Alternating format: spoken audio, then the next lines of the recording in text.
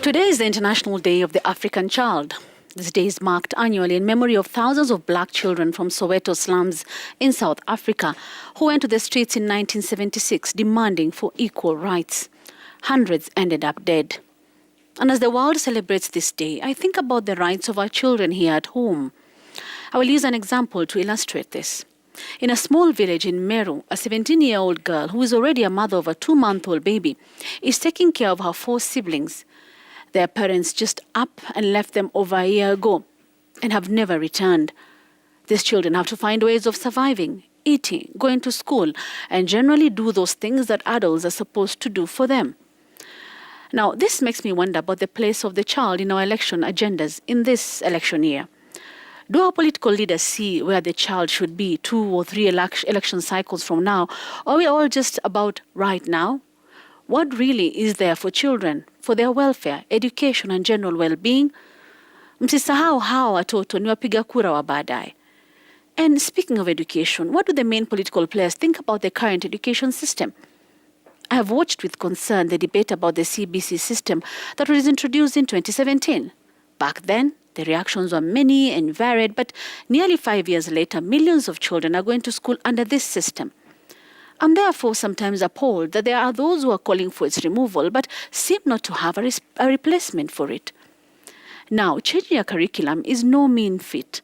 It is a process that takes time, a lot of time, and should not be taken casually. That is why, despite how huge a policy issue education is, I feel it has been given a casual handling by nearly all political players angling to form the next government.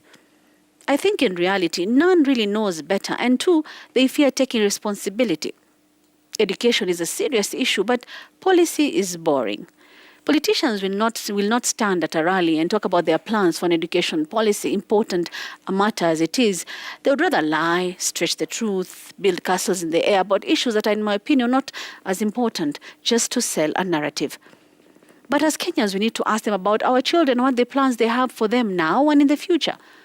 As a society, once we stop caring, we are losing our humanity. Tunapoteza utu wetu, and we should not let our children be forgotten or ignored as politicians go around the country asking for our votes. The time-honored rituals of our politics can be described as dirty, conspiratorial, and even violent at times. Nowhere can we say our politics is one where the voter is put first. The voter is only important during the election season, and after that, they are thrown into the back of the closet like an unwanted item of clothing, only to be brought out and dusted when needed. So as our villages and towns keep playing host to politicians who have visited us more times in a few weeks than they have in 5 years since the election, and whom may not see unselected, we need to remember that it is our right to ask these politicians what they have in mind for our children. And we should not be satisfied until we are given concrete and achievable plans.